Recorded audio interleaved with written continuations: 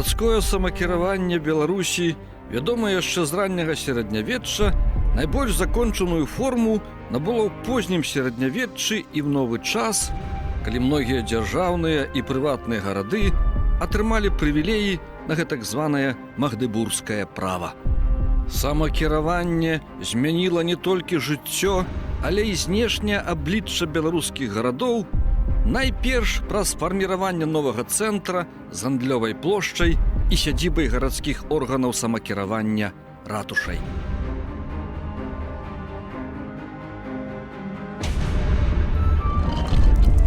Цяжка знайсці чалавека ў Беларусі, які б не чуў пра магдэбургскае права.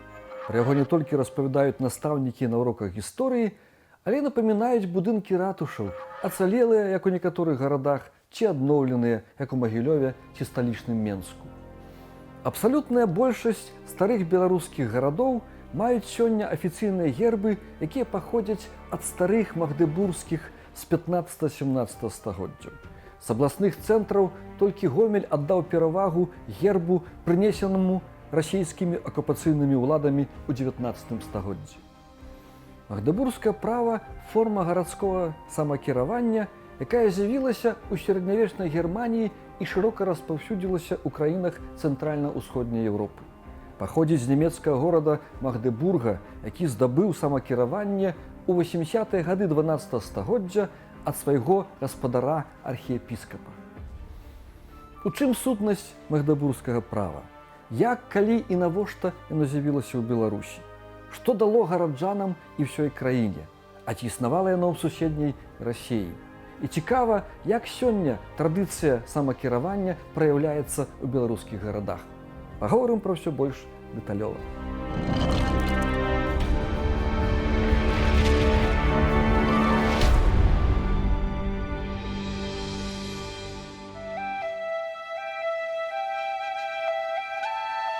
Магдэбургскае права – адна з формаў гарадскога самакіравання, якая па невядомых да канца прычынах набыла надзвычайную папулярнасць у цэнтральна-ўсходняй Еўропе, у тым ліку ў Беларусі. А існавала яшчэ шмат іншых варыянтаў. Ключавыя словы ў яго дэфініцыі менавіта самакіравання і менавіта гарадское, бо датычыла выключна гарадскіх камунаў. Узнікла ў сярэднявечнай заходняй Еўропе разам з ростам гарадоў, іх эканамічнай моцы і імкнення быць самастойнымі. Істота самакіравання – гарадская камуна мае акрэсленыя абавязкі перад манархам ці ўладальнікам буйным феадалам. Менавіта плоціць дакладна вызначаную суму падаткаў і выстаўляе акрэсленую лічбу войска ў выпадку вайны. А ўсё сваё ўнутранае жыццё, ад будавання інфраструктуры горада да паліцыі і судоў, горад арганізоўвае сам. Да нашых краёў еўрапейская форма гарадскога самакіравання, найчасцей у выглядзе магдэбургскага права, дайшла толькі ў 14 стагоддзі і замяніла, а часам і злучыла з Магдэбургіяй мясцовыя традыцыйныя формы, вядомыя яшчэ з 11-12 стагоддзяў. І невыпадкова магдэбургскае права ішло з захаду на ўсход.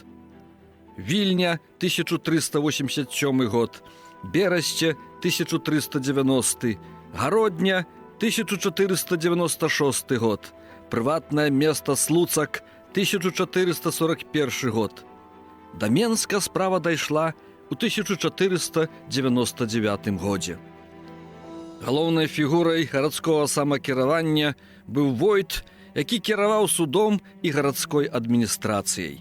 Ён прызначаўся манархам ці ўладальнікам горада, але з часам гараджане выкупалі права самым яго выбіраць. Магістрат складаўся з рады і лавы. На чале рады, органа адміністрацыі і суда па маёмасных справах стаялі бурмістры, звычайна два – каталік і праваслаўны ці грэка-каталік. Лава – судовы орган па крымінальных справах. Сядзібай усіх была ратуша ад нямецкага «Ратхаус» – дом рады. Яе высокі будынак з вежай і гадзіннікам на ёй размешчаны на галоўнай плошчы, адначасова быў дэманстрацыяй саліднасці ўлады і сімвалам гарадской вольнасці. Калі Беларусь была захопленая Расеяй, новая ўлада азіяцкай імперіі найперш занялася ліквідацыяй любой свабоды. Гарадское самакіраванне ў Беларусі было ліквідавана амаль адразу пасля акупацыі указамі царыцы Кацярыны II. На ўсходзе ў 1775 годзе, у цэнтры Менскай губерні і на захадзе краіны ўжо ў 1795.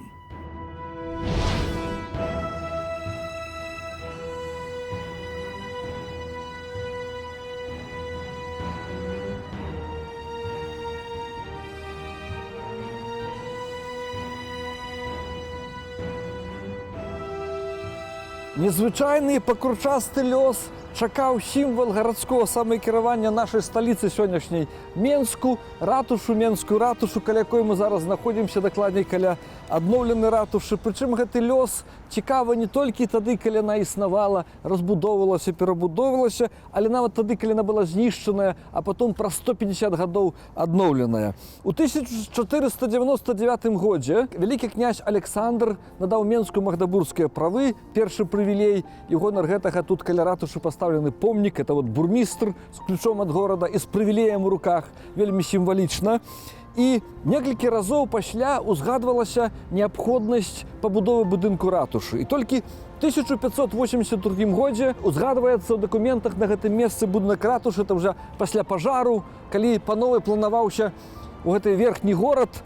І будынак пацярпеў у 1640 годзе. Потым прыйшлі праз 15 гадоў маскалі. У часе маскоўскай акупацыі моцна быў будынак разбураны, перабудоўваўся ў 18 стагоддзі у стылі барока, але калі прыйшла Расейская імперія, яшчэ прастаяў больш 50 гадоў. І ў 1851 годзе расійскі цар, душитель паўстання дзекабрыстаў і іншых Мікалай I загадаў асабіста эту ратушу знесці, як напісаў нехта відавочцаў гэтага зносу, каб яна сваім існаваннем не напамінала пра вольнасці, пра мінулае, пра магдабургскае права, пра гарадское самакіраванне. Будынак быў знішчаны, знесены да асноваў. У 80-е гады тут 20-го стагоддзя былі праведзеныя археалагічныя раскопкі, і ўжо у пачатку 2000-х гадоў, у 2004 годзе закончана аднаўленне этой ратушы па чарцяжах. Што цікава, цар Мікалай I знёс, ліквідаваў нават сімвал самакіравання будучай беларускай сталіцы, а першы прэзідэнт Беларусі, который ввогуле зліквідаваў само ўсё самакіраванне ў Беларусі, у тым ліку самакіраванне гарадоў, вёў прэзідэнцкую вертыкаль, аднавіў сімвал самакіравання новага часу, каб ён напамінаў беларусам, што ўсё-такі самакіраванне было і, магчыма, яно вернецца.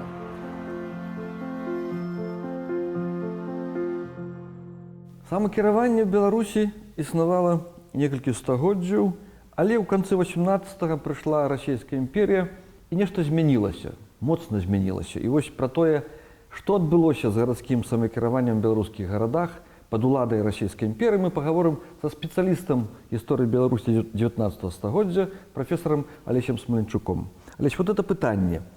Прыйшла Расія. У нас традыцыі ўжо некалькі стагоддзяў, это магдабургскага права, гарадоў. Все было адменена адразу. Што ўзамен?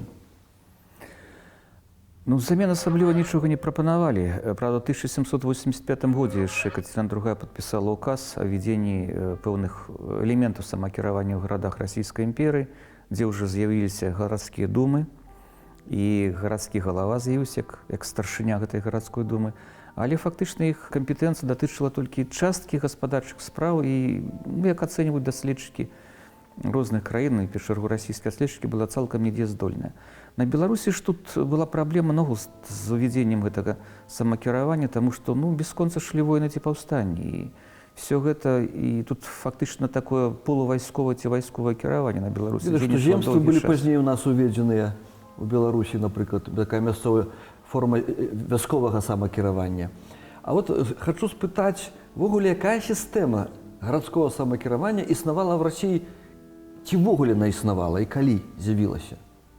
Ну, звычайна, тут, калі казаць пра гэта самакіраванне, трэба казаць пра гарадавую гарадскую рэформу Александра II. Это уже после Крымской войны, у другой половины 19 стагоддзя.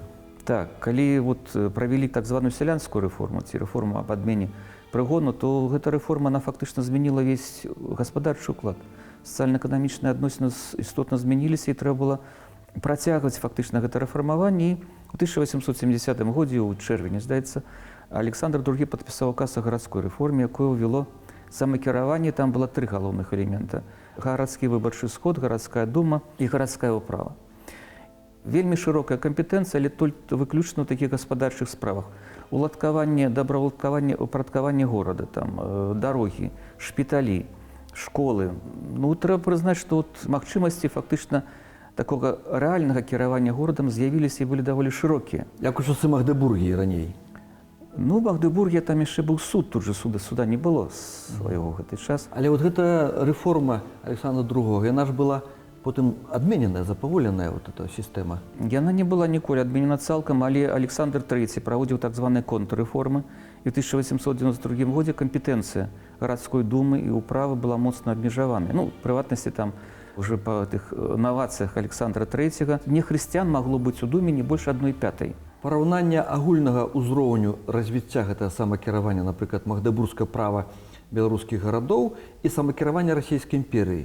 Дзе было больш кампетэнцый? Ці было рэальна самакіраванне там і там? Ну, безумоўна, калі казаць, магдебургскае права значна больш давала магчымасцяў для кіравання. Я яшчэ не сказаў, што гэта гарадская рэформа пры всей сваёй такой адкрытым такім лібералізме ўсё кантралявалася губернатарам.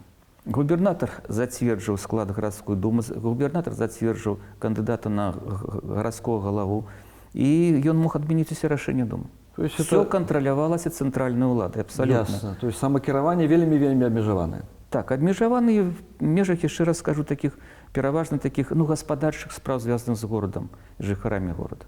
То есть мы можам, калі можна такую выснову зрабіць, што у 19 стагоддзі на працягу панавання расійскай імперыі у справе гарадскога самакіравання у нас назіраўся рэгрэс. Так, безумоўна.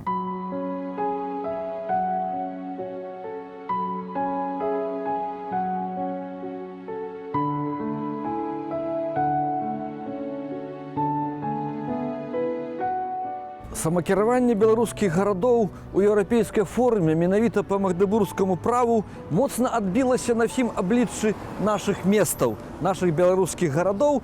Найперш яно адбілася ў тым, што беларускія гарады набылі еўрапейскую планіроўку з 2 цэнтрамі. Это унікальная такая з'ява. 2 цэнтра – это сядзібы 2 уладаў, прадстаўніцтва 2 уладаў. Як на гэтай вуліцы Замкавай гародні, это добра відаць. Цэнтр – замак адміністрацыйны, дзе сядзіць прадстаўнік манарха, прадстаўнік цэнтральнай улады. І абавязкова на аддаленні, так было ва ўсёй Еўропе, на галоўнай гандлёвай плошчы, на некім аддаленні ад замка фармуецца новы цэнтр. Гэта гандлёвая плошча з ратушай, сядзіба мясцовага самакіравання мясцовай улады. Гэтая планіроўка 2-цэнтравая – это доказ матэрыяльны нашай прыналежнасці да еўрапейскай цывілізацыі, таму што далей на ўсход ад Беларусі там была іншая цывілізацыя, расейская, і гарады сфарміраваліся аднацэнтравыя, з адным цэнтрам. У нас жа, нягледзячы на все разбурэнні, і расійскія, і савецкія, планіроўка в асноўным засталася ў беларускіх гарадоў, яе цяжка змяніць. І цяпер, дзякуючы гэтаму, мы можам правесці дакладную мяжу еўрапейскай цывілізацыі. Просто нанесці на карту найдалей на ўсход размешчаны гарады з 2 цэнтрамі, і мы находзім граніцу Еўропы. І гэта граніца Еўропы праходзіла каля Смаленскай, нават за Смаленскай.